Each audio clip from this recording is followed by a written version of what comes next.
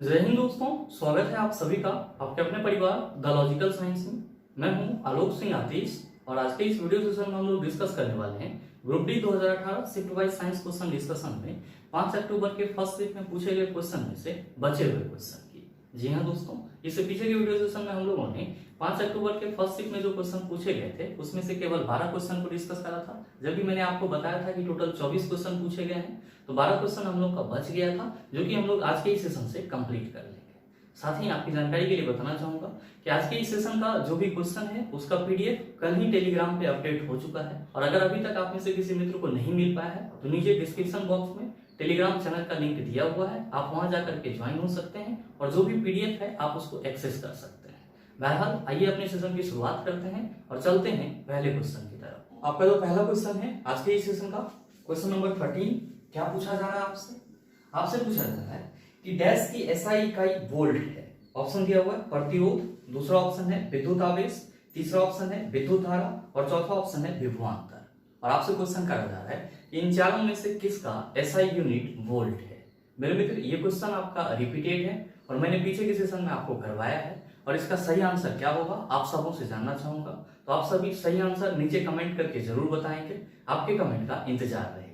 बहरहाल चलते हैं अगले क्वेश्चन की तरफ। आपका जो अगला क्वेश्चन है, क्वेश्चन नंबर 14, क्या पूछा जा रहा है आपसे पूछा जा रहा है कि डैश तरंगे चमगादड़ को उनके रास्ते में आने वाली बाधाओं का पता लगाने में मदद करती है। ऑप्शन दिया हुआ है अपस्रव, दूसरा ऑप्शन है अति पराध्वनिक, तीसरा ऑप्शन है पराश्रव, चौथा ऑप्शन है पराध्वनिक। क्या होगा इसका आंसर? आपसे क्वेश्चन करा जा रहा है कि इन चारों में से ऐसा कौन सा तरंग है जो चमगादड़ के रास्ते में आने वाली बाधाओं या फिर रुकावट का पता लगाने में मदद करता है। आप क्या कहेंगे कि गुरुजी पराश्रव तरंग, और इसीलिए हमारे इस क्वेश्चन का सही आंसर ऑप्शन नंबर सी हो जाएगा। बहुत सारे मित्रों के मन में चल रहा होगा कि गुरुजी ये पराश्रव तरंग क्या होता है। बहुत सारे मित्र ये भी सोच रहे होंगे कि गुरुजी हम लोगों ने तो कहीं पे श्रव तरंग भी सुना है और साथ ही साथ अपश्रव तरंग भी सुना है, ये सब क्या होते हैं। तो आप सभी ध्यान में रखेंगे कि ध्वनि तरंगों को आवृत्ति के आधार पर सामान्यतः 3 ग्रुप में डिवाइड करा गया है। कितने ग्रुप में डिवाइड करा गया है? 3 ग्रुप में डिवाइड करा गया है। और वो कौन कौन सा है आप सभी ध्यान में रखेंगे कि पहला होता है आपका पराश्रव तरंग। पहला कौन सा होता है? पराश्रव तरंग। और मेरे मित्र ध्यान में रखेंगे, इसी को हम लोग इंग्लिश में क्या कहते हैं? इसी को हम लोग इंग्लिश में अल्ट्रासोनिक साउंड कहते हैं या अल्ट्रासोनिक साउंड वेव कहते हैं। और साथ ही दूसरा आपका क्या होता है? तो दूसरा होता है श्रव तरंग। दूसरा कौन सा होता है? श्रव तरंग, जिसको हम लोग इंग्लिश में क्या कहते हैं?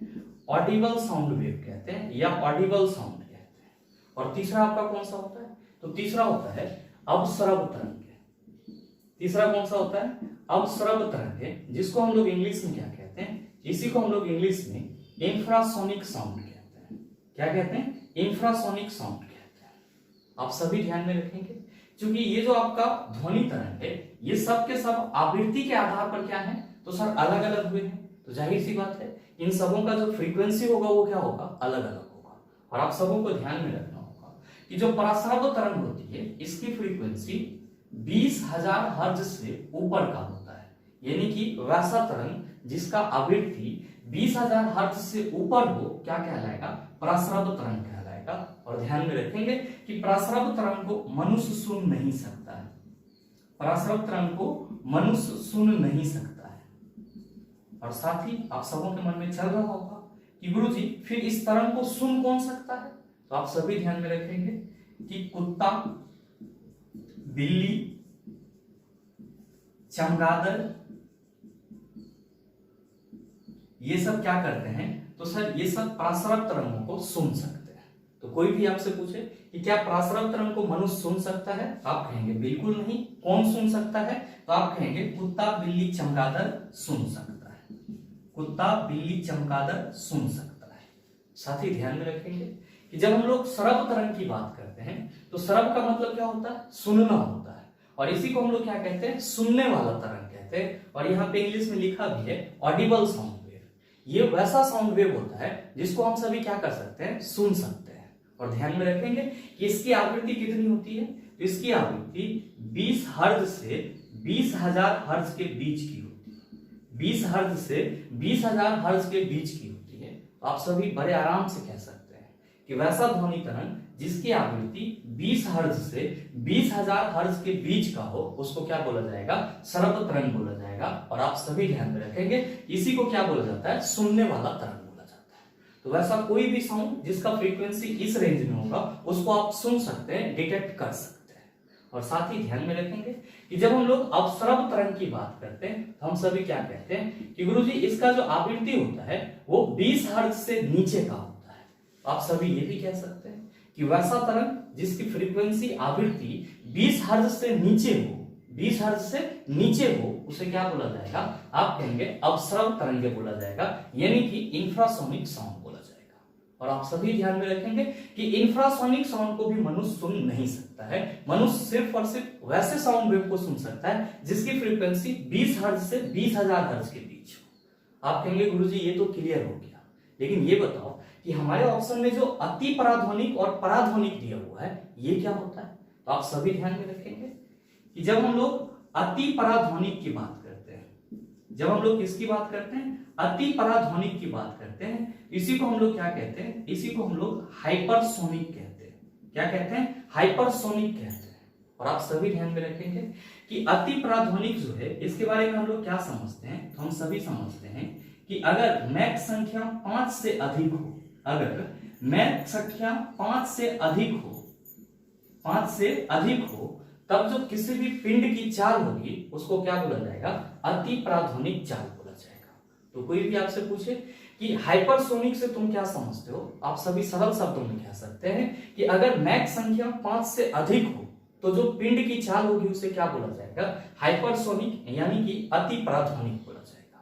आप कहेंगे कि गुरुजी हमारे ऑप्शन में तो पराध्वनिक भी दिया हुआ है।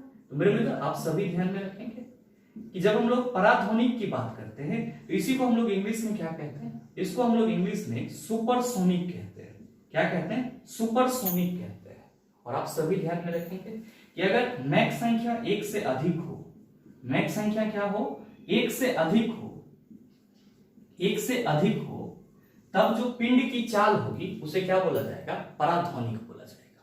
तो आप सभी क्या कहेंगे कि गुरुजी इसका मतलब ये हुआ कि अति पराध्वनिक और पराध्वनिक जो है वो किसी भी पिंड के चाल के बारे में बताता है। और हम सभी ये कह सकते हैं कि अगर किसी भी पिंड की चाल और जो ध्वनि का चाल है इस दोनों के अनुपात को हम लोग मैक संख्या कहते हैं। तो अगर कहीं पे भी मैक संख्या 1 से अधिक है तो हम लोग ये कह सकते हैं कि गुरुजी जो पिंड की चाल होगी वो पराध्वनिक होगी, और मैक संख्या 5 से अधिक है तो पिंड की जो चाल होगी वो क्या कहलाएगी, आप कहेंगे गुरुजी अति पराध्वनिक, यानी कि हाइपरसोनिक कहलाएगी। उम्मीद करते हैं समझ पाए होंगे। चलते हैं अगले क्वेश्चन की तरफ। आपका जो अगला क्वेश्चन है, क्वेश्चन नंबर 15, बड़ा ही हलवा टाइप सवाल। आपसे पूछा जाता है कि 15 केजी के हथौड़े को जब 10 मीटर की ऊंचाई तक उठाया जाता है, इसके द्वारा प्राप्त स्थितिज ऊर्जा ज्ञात कीजिए। जी का वैल्यू 10 मीटर पर सेकंड स्क्वायर लेना है। बताइए ना सॉल्व होगा, आप कहेंगे गुरुजी आसानी से सॉल्व हो जाएगा। क्वेश्चन बहुत ही सिंपल तरीके से पूछा गया है कि स्थितिज ऊर्जा क्या होगा, यानी कि mgh क्या होगा, जबकि वस्तु का द्रव्यमान कितना है, तो सर 15 केजी है, और साथ ही साथ कितना मीटर ऊंचाई है, तो सर 10 मीटर, घूर्ते त्वरण 10 लेना है, तीनों को गुणा कर देंगे, स्थितिज ऊर्जा कितना हो जाएगा, 1500 जूल हो जाएगा। तो आप बताओ सही आंसर क्या होगा। आप कहेंगे कि गुरुजी 1500 जूल पहले ही ऑप्शन में है, तो बिल्कुल आपके इस क्वेश्चन का सही आंसर ऑप्शन नंबर ए हो जाएगा। उम्मीद करते हैं समझ पाए होंगे। चलते हैं अगले क्वेश्चन की तरफ। आपका जो अगला क्वेश्चन है, क्वेश्चन नंबर 16, क्या पूछा जा रहा है आपसे, आपसे पूछा जा रहा है कि रक्त एक डैश ऊतक है। ऑप्शन दिया हुआ है मांसपेशी, दूसरा ऑप्शन है वाहिका, तीसरा ऑप्शन है संयोजी, और चौथा ऑप्शन है तंत्रिका। क्या होगा इसका आंसर। आप सभी कहेंगे कि गुरुजी कई दफा हम लोगों ने पढ़ा है कि रक्त जो है वो एक संयोजी ऊतक है। आप सभी क्या पढ़े हैं कि रक्त एक संयोजी ऊतक है, संयोजी ऊतक है। ध्यान में रखिएगा कि संयोजी ऊतक को ही हम लोग इंग्लिश में क्या कहते हैं, इसी को हम लोग इंग्लिश में कनेक्टिव टिश्यू कहते हैं। क्या कहते हैं, कनेक्टिव टिश्यू कहते हैं। आपसे जो क्वेश्चन करा जा रहा है कि रक्त एक डैश ऊतक है, आप कहेंगे संयोजी, तो सही आंसर क्या होगा, आप कहिएगा ऑप्शन नंबर सी हो जाएगा। अब आप में से बहुत सारे मित्रों के मन में चल रहा होगा कि गुरुजी हमारे ऑप्शन में तो मांसपेशी दिया हुआ है और साथ ही साथ तंत्रिका दिया हुआ है और वाहिका दिया हुआ है। तो ये सब क्या होता है, तो आप सभी ध्यान में रखेंगे कि जो आपका मांसपेशी है और साथ ही साथ जो तंत्रिका है ये भी क्या है, जंतु उत्तक ही है। लेकिन जो वाहिका दिया हुआ है वो क्या है, तो सर उसको ब्लड वेसल्स बोला जाता है, रक्त वाहिका बोला जाता है, जिससे रक्त का प्रवाह होता है। आप कहेंगे गुरुजी ये तो जनरल इंट्रोडक्शन हो गया चारों ऑप्शन का, ये बताओ कि जंतु उत्तक कितने प्रकार के होते हैं। मेरे मित्र आप सभी ध्यान में रखेंगे कि जब भी हम लोग एनिमल टिश्यू की बात करते हैं, यानी कि हम लोगों में पाए जाने वाले उत्तक की बात करते हैं, हम सभी कहते हैं कि गुरुजी जंतु उत्तक 4 प्रकार के होते हैं। कितने प्रकार के, 4 प्रकार के। कौन कौन सा, तो गुरुजी याद ही नहीं रहता है भाई मेरे, कोई दिक्कत नहीं, बस आपको इतना याद रखना है, उपसंयोजी पेशी तंत्र। क्या ध्यान में रखना है, उपसंयोजी पेशी तंत्र। कोई भी बोले कि जंतु उत्तक कितने प्रकार के होते हैं, आप कहेंगे 4 प्रकार के। कौन कौन सा, तो उपसंयोजी पेशी तंत्र। उप से क्या याद रखेंगे, उपकला उत्तक, जिसको इंग्लिश में क्या बोला जाता है, एपिथेलियल टिश्यू बोला जाता है। संयोजी से संयोजी उत्तक याद रह जाएगा, और पेशी से आप क्या याद रखेंगे, पेशी उत्तक, जिसको इंग्लिश में क्या बोला जाता है, मस्कुलर टिश्यू बोला जाता है। क्या बोला जाता है, मस्कुलर टिश्यू बोला जाता है। और तंत्र से आप क्या याद रखेंगे, तो तंत्र से आप सभी तंत्रिका उत्तक याद रखेंगे, जिसको इंग्लिश में क्या बोला जाता है, नर्वस टिश्यू बोला जाता है। तो भाई मेरे आपसे कोई भी ये पूछे कि ये बताओ कि जंतु उत्तक कितने प्रकार के होते हैं, आप कहेंगे 4 प्रकार के। कौन कौन सा, उपसंयोजी पेशी तंत्र, उप से उपकला उत्तक, संयोजी से संयोजी उत्तक, पेशी से पेशी उत्तक, जिसको मस्कुलर टिश्यू बोला जाता है, और तंत्र से तंत्रिका उत्तक। आप कहेंगे गुरुजी ये तो हमने समझ लिया, लेकिन ये बताओ कि आपने यहाँ पे बोला कि रक्त जो है वो एक संयोजी उत्तक है, और रक्त जो है वो क्या होता है, तो लिक्विड अवस्था में होता है, यानी कि तरल अवस्था में होता है। तो क्या हम रक्त को तरल संयोजी उत्तक कह सकते हैं, बिल्कुल कह सकते हैं भाई। और आप सभी यहाँ पे ध्यान में फील रखेंगे क्या, कि जो हम लोग कनेक्टिव टिश्यू की बात कर रहे हैं, संयोजी उत्तक की बात कर रहे हैं, ये किस प्रकार का उत्तक होता है, तो आप सभी ध्यान में रखिएगा कि ये वैसा उत्तक होता है जो शरीर के सभी उत्तकों और अंगों को आपस में जोड़ता है। संयोजी का मतलब क्या होता है, जोड़ना। तो वैसा उत्तक जो शरीर के सभी उत्तकों और अंगों को आपस में जोड़ता है, संयोजी उत्तक कहलाता है। लेकिन सबसे इंपॉर्टेंट चीज यहाँ पे ये है कि जो संयोजी उत्तक होते हैं वो होते हैं 3 प्रकार के। कितने प्रकार के, 3 प्रकार के। तो आपसे जब भी कोई ये पूछे कि ये बताओ कि संयोजी उत्तक कितने प्रकार के होते हैं, तो आप सभी याद रखना 3 प्रकार के होते हैं। कौन कौन सा, तो पहला होता है आपका वास्तविक संयोजी उत्तक। पहला क्या होता है, वास्तविक संयोजी उत्तक। मेरे मित्र ध्यान में रखेंगे कि वास्तविक संयोजी उत्तक को इंग्लिश में क्या बोला जाता है, प्रोपर कनेक्टिव टिश्यू बोला जाता है, या कनेक्टिव टिश्यू प्रोपर बोला जाता है। आप कहेंगे गुरुजी इसके एग्जाम्पल कौन कौन से हैं, तो आप सभी ध्यान में रखिएगा कि आप सभी जो पढ़ते हैं कि गुरुजी एरोलर उत्तक होता है, ये भी संयोजी उत्तक है, ये क्या है, वास्तविक संयोजी उत्तक है। और साथ ही साथ जो आप वसा उत्तक के बारे में पढ़ते हैं, ये क्या है, आपका वास्तविक संयोजी उत्तक है। और साथ ही जो आप सभी लिगामेंट और टेंडन की चर्चा करते हैं, लिगामेंट और टेंडन की चर्चा करते हैं, और साथ ही जो आप श्वेत उत्तक की चर्चा करते हैं, व्हाइट टिश्यू की चर्चा करते हैं, that's all are the example of proper connective tissue. ये सब के सब किसके एग्जांपल हैं, वास्तविक संयोजी उत्तक के एग्जांपल। और साथ ही आप सभी ध्यान में रखेंगे कि दूसरा संयोजी उत्तक आपका कौन सा होता है, तो दूसरा होता है आपका कंकाली संयोजी उत्तक, जिसको हम लोग क्या कहते हैं, तो सर इसी को हम लोग इंग्लिश में स्केलेटल कनेक्टिव टिश्यू कहते हैं। क्या कहते हैं, स्केलेटल कनेक्टिव टिश्यू कहते हैं। और ये भी कितने प्रकार के होते हैं, 2 प्रकार के होते हैं। कौन कौन सा, तो पहला होता है आपका अस्थि, जिसको आप बोन कहते हो, और दूसरा होता है आपका उपास्थि, जिसको आप कार्टिलेज कहते हो। और साथ ही आपका तीसरा कौन सा होता है, तो तीसरा होता है गुरुजी तरल संयोजी उत्तक। तीसरा कौन सा होता है, तरल संयोजी उत्तक। और तरल संयोजी उत्तक के अंतर्गत कौन आ जाता है, तो आप कहेंगे रक्त आ जाता है। और इसीलिए आप सभी ये आसानी से कह सकते हैं कि जो ब्लड है आपका, रक्त है, ये किस प्रकार का संयोजी उत्तक है, तो आप कहेंगे तरल संयोजी उत्तक है। उम्मीद करते हैं समझ पाए होंगे। चलते हैं अगले क्वेश्चन की तरफ। आपका जो अगला क्वेश्चन है, क्वेश्चन नंबर 17, बड़ा ही आसान सा सवाल ये भी आपसे पूछा जाता है कि डैश दर्पण हमेशा वस्तु की एक ऐसी छवि निर्मित करता है जो आभासी, बड़ी और समान आकार में होती है। ऑप्शन दिया हुआ है अवतल, दूसरा ऑप्शन है समतलोत्तल, तीसरा ऑप्शन है समतल, और चौथा है उत्तल। ध्यान से पढ़िएगा क्वेश्चन को। क्वेश्चन कहा जा रहा है कि आपके इन चारों ऑप्शन में से ऐसा कौन सा दर्पण है जो हमेशा वस्तु की एक ऐसी छवि निर्मित करता है जो क्या होता है, तो सर आभासी होता है। क्या होता है, आभासी होता है। और साथ ही साथ क्या होता है, तो आपके क्वेश्चन में दिया हुआ है कि बड़ी भी होता है और साथ ही समान आकार का भी होता है, बड़ी और समान आकार का भी होता है, और इस तीनों ही प्रॉपर्टीज वाला प्रतिबिंब वो हमेशा बनाता है। ऐसा कौन सा प्रतिबिंब होगा? आप क्या कहेंगे कि गुरुजी आपने तो पीछे के सेशन में बताया है कि जब हम लोग समतल दर्पण की बात करते हैं, किसकी बात करते हैं, समतल दर्पण की, तो समतल दर्पण हमेशा वस्तु का क्या बनाता है, आभासी प्रतिबिंब बनाता है, काल्पनिक प्रतिबिंब बनाता है। और मेरे मित्र ध्यान देंगे, यहाँ पे जो बड़ी लिखा हुआ है ये आपके कंफ्यूजन के लिए लिखा हुआ है। समतल दर्पण कभी भी वस्तु का बड़ा प्रतिबिंब नहीं बनाता है, लेकिन चूंकि क्वेश्चन आपसे पूछा गया है, यहाँ पे बरगलाने के लिए ये बड़ी शब्द का इस्तेमाल किया गया है, जिससे आपको परेशान नहीं होना है। इसका क्लू आपके क्वेश्चन में ही दे दिया गया है कि समान आकार। जब समान आकार बनाएगा तो बड़ी की तो हम लोग बात ही नहीं करेंगे, तो ये शब्द इसको नहीं देना चाहिए, लेकिन फिर भी दे दिया गया है तो हम लोग इसको मैनेज कर लेंगे। आप क्या कहेंगे कि गुरुजी समतल दर्पण हमेशा वस्तु का काल्पनिक प्रतिबिंब बनाता है, और साथ ही जो प्रतिबिंब बनाता है वो कैसा होता है, तो गुरुजी वस्तु के आकार के बराबर होता है। यानी कि हमेशा समतल दर्पण जो है समान आकार का और आभासी प्रतिबिंब बनाता है। हर एक स्थिति में जहां भी आप पाएंगे समतल दर्पण के द्वारा प्रतिबिंब जब भी बनेगा तो क्या होगा, वो काल्पनिक होगा, यानी कि आभासी होगा, और प्रतिबिंब का जो आकार होगा वो वस्तु के आकार के बराबर होगा, यानी कि समान आकार का होगा। तो आपसे जो क्वेश्चन करा जा रहा है कि डैश दर्पण हमेशा वस्तु की एक ऐसी छवि निर्मित करता है जो आभासी, बड़ी और समान आकार में होती है, तो आप सभी कहेंगे गुरुजी समतल दर्पण। तो सही आंसर क्या होगा, आप कहेंगे समतल दर्पण हमारे ऑप्शन नंबर सी में है, इसीलिए सही आंसर ऑप्शन नंबर सी हो जाएगा। आप कहेंगे कि गुरुजी हमारे ऑप्शन में तो अवतल दर्पण भी दिया हुआ, ये बताओ क्या अवतल दर्पण ऐसा प्रतिबिंब नहीं बनाता? मेरे मित्र आप सबों को मैंने प्रतिबिंब कौन सा दर्पण किस तरह से बनाता है उस वीडियो में बताया है कि अवतल दर्पण भी क्या करता है, तो समान आकार का प्रतिबिंब बनाता है, लेकिन हमेशा नहीं बनाता है, सिर्फ एक केस में बनाता है। और साथ ही अवतल दर्पण भी वस्तु का आभासी और काल्पनिक प्रतिबिंब बनाता है, हर एक केस में नहीं बनाता है, सिर्फ एक केस में बनाता है।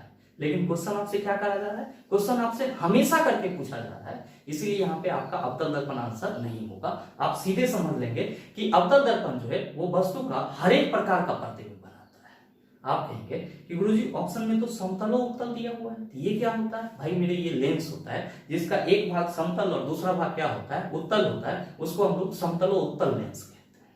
आप कहेंगे कि गुरुजी ऑप्शन में तो उत्तल भी दिया हुआ है, तो मेरे मित्र आप सभी ध्यान में रखेंगे कि उत्तल दर्पण भी एक केस में वस्तु के बराबर का प्रतिबिंब बनाता है, सिर्फ एक केस में, लेकिन बाकी के केस में क्या करता है, तो सर बाकी के केस में हमेशा ये वस्तु का छोटा प्रतिबिंब बनाता है और क्या होता है, काल्पनिक होता है।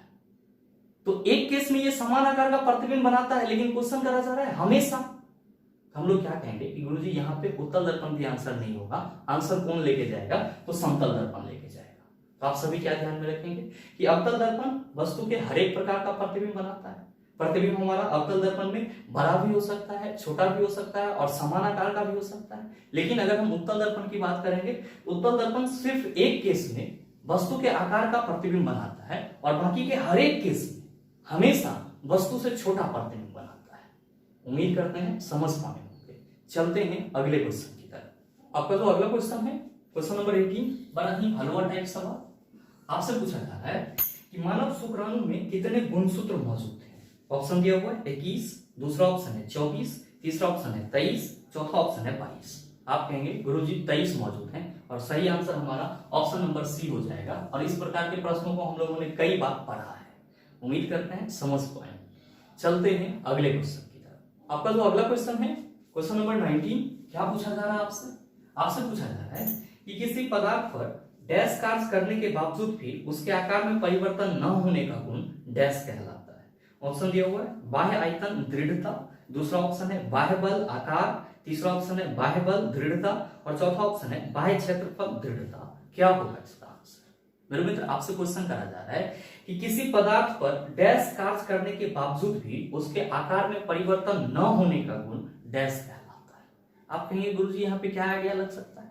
मेरे मित्र आप ये बताओ कि ये क्या है? आप कहेंगे गुरुजी मार्कर है। तो क्या आप इसको अपने हाथ से पिचका सकते हो?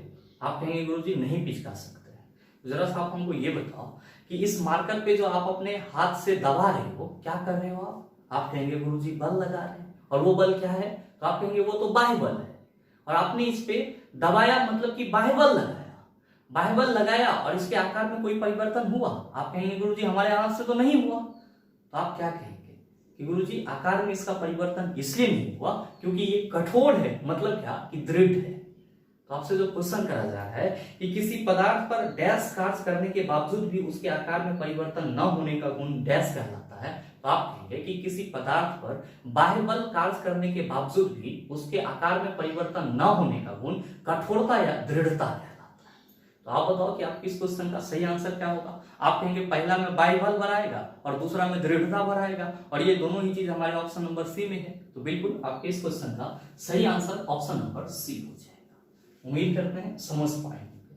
चलते हैं अगले क्वेश्चन की तरफ। आपका जो अगला क्वेश्चन है, क्वेश्चन नंबर 20, क्या पूछा जा रहा है आपसे पूछा जा रहा है कि यदि कोई वस्तु तैरती है तो वस्तु पर जल द्वारा लगाया जाने वाला उत्क्षेप बल डैश होगा। ऑप्शन दिया हुआ है वस्तु के भार से कम, दूसरा ऑप्शन है शून्य, तीसरा ऑप्शन है वस्तु के भार के बराबर, और आपका चौथा ऑप्शन है वस्तु के भार से अधिक। क्या होगा इसका आंसर। आप कहेंगे गुरुजी इसको हम लोग समझेंगे कैसे। मेरे मित्र ध्यान देंगे, सबसे पहले तो आपको यहाँ पे ये समझना होगा कि उत्क्षेप बल क्या होता है।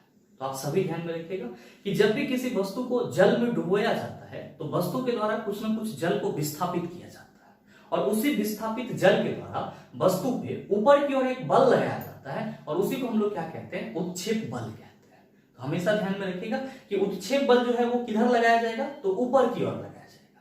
इसको आप एक डायग्राम की मदद से भी आसानी से समझ सकते हैं। जैसे कि मान लीजिए ये आपका कोई एक टब है छोटा सा, और इसमें आपने क्या करा, तो सर पानी डाल दिया, ठीक है। और जब आपने इसमें पानी डाल दिया तो आप क्या कर रहे हो, इसमें आप किसी ऑब्जेक्ट को डुबोना चाह रहे हो। क्या करना चाह रहे हो, डुबोना चाह रहे हो। तो जैसे ही आप डुबोयोगे तो ये इस ऑब्जेक्ट के द्वारा कुछ ना कुछ जल को विस्थापित किया जाएगा, और वो विस्थापित जल क्या करेगा, तो वस्तु में ऊपर की ओर एक बल लगाएगा, और वस्तु पे जो ऊपर की ओर बल लगाएगा उसी बल को क्या बोला जाता है, उत्क्षेप बल बोला जाता है। क्या बोला जाता है, उत्क्षेप बल बोला जाता है। तो हमेशा ध्यान में रखिएगा कि उत्क्षेप बल जो है वो ऊपर की ओर लगता है। और साथ ही ध्यान में रखेंगे कि जब आप इस वस्तु को इस जल में डुबो रहे हैं तो इस वस्तु का कुछ ना कुछ भार भी होगा। आप कहेंगे बिल्कुल होगा। तो आप सभी ध्यान में रखेंगे कि वस्तु का जो भार होता है वो नीचे की ओर लगता है। हमेशा क्या ध्यान में रखना है कि जल में अगर किसी वस्तु को डुबोया जाएगा तो जल के द्वारा जो उत्क्षेप बल लगाया जाएगा वो ऊपर की ओर लगाया जाएगा, जबकि वस्तु का जो भार होगा वो क्या होगा, नीचे की ओर होगा। क्या होगा, नीचे की ओर लगेगा। और मेरे मित्र यहाँ पे आप सबको 3 कंडीशन ध्यान में रखने होंगे। 3 कंडीशन में पहला कौन सा है, तो आप सभी ध्यान में रखेंगे। पहला सिचुएशन में क्या कि अगर उत्क्षेप बल वस्तु के भार के बराबर हो, उत्क्षेप बल वस्तु के भार के बराबर हो, तो वस्तु क्या होगा, तो सर वस्तु जल में तैरेगा। क्या होगा, वस्तु जल में तैरेगा। और साथ ही ध्यान में रखेंगे दूसरे कंडीशन क्या कि अगर वस्तु का भार उत्क्षेप बल से ज्यादा हो, वस्तु का भार उत्क्षेप बल से क्या हो, ज्यादा हो, तो वस्तु क्या होगी, सर वस्तु जल में डूब जाएगी। वस्तु जल में डूब जाएगी। क्या ध्यान में रखेंगे कि अगर वस्तु का भार जल के द्वारा लगाए गए उत्क्षेप बल से क्या हो, ज्यादा हो, तब जो है वस्तु क्या होगा, आप कहेंगे जल में डूब जाएगी।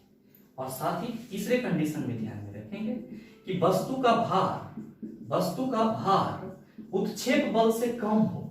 वस्तु का भार क्या हो, उत्क्षेप बल से कम, तो क्या होगा, तो सर वस्तु का कुछ भाग जल के ऊपर रहेगा और वस्तु तैरते रहेगा। यहाँ पे आप इस चीज को भी मेंशन कर लेंगे कि वस्तु का कुछ भाग जल के ऊपर होगा,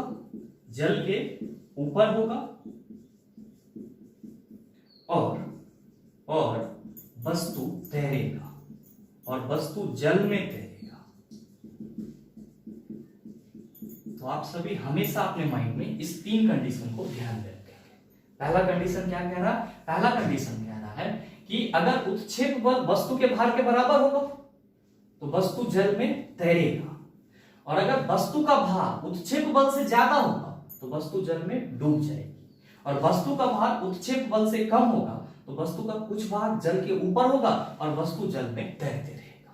मेरे मित्र आपसे क्वेश्चन क्या करा जा रहा है, क्वेश्चन करा जा रहा है यदि कोई वस्तु तैरती है तो वस्तु पर जल द्वारा लगाया जाने वाला उत्क्षेप बल डैश होगा। आप क्या कहेंगे कि गुरुजी जब वस्तु जल में तैरेगी तो वस्तु पर जल के द्वारा जो उत्क्षेप बल लगाया जाएगा वो वस्तु के भार के बराबर होगा। क्या होगा? वस्तु के भार के बराबर होगा। तो आप देख लीजिए कि आपके किस ऑप्शन में वस्तु के भार के बराबर लिखा हुआ है। आप कहेंगे कि गुरुजी तीसरे ऑप्शन में लिखा हुआ है, तो बिल्कुल आपके इस क्वेश्चन का सही आंसर क्या होगा? ऑप्शन नंबर सी हो जाएगा। उम्मीद करते हैं समझ पाए होंगे। चलते हैं अगले क्वेश्चन की तरफ। आपका जो अगला क्वेश्चन है क्वेश्चन नंबर 21, बड़ा ही हलवा टाइप सवाल, और इस क्वेश्चन को भी मैंने आपको कई बार बताया है। आपसे पूछा जाता है कि स्पैरोगैरा और प्लेनेरिया में डैश होता है, बताइए ना बनेगा। आप कहेंगे गुरुजी आसानी से बन जाएगा।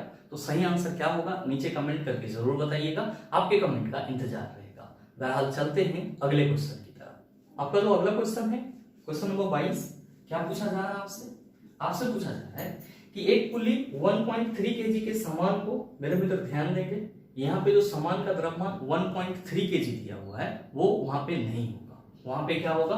वहां पे 13 केजी होगा।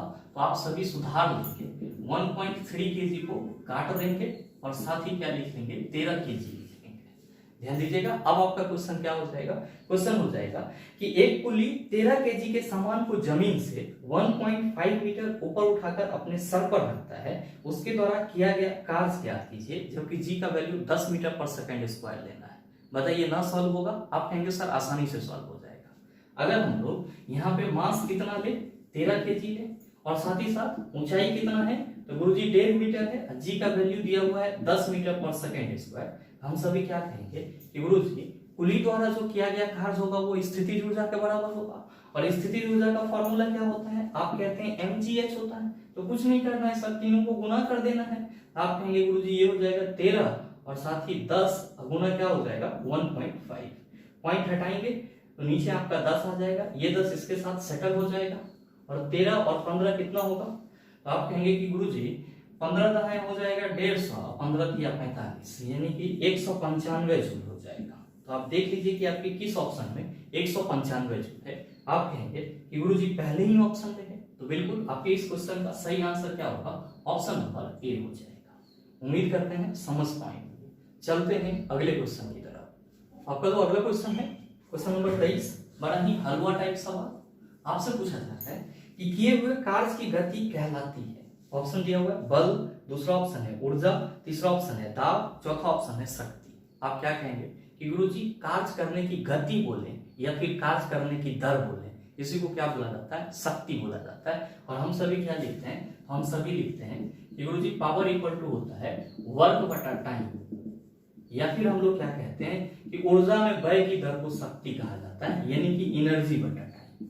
तो आपसे जो क्वेश्चन करा जा रहा है उसका सही आंसर क्या होगा? आप कहेंगे कि sir ji option number D is the right answer of this question.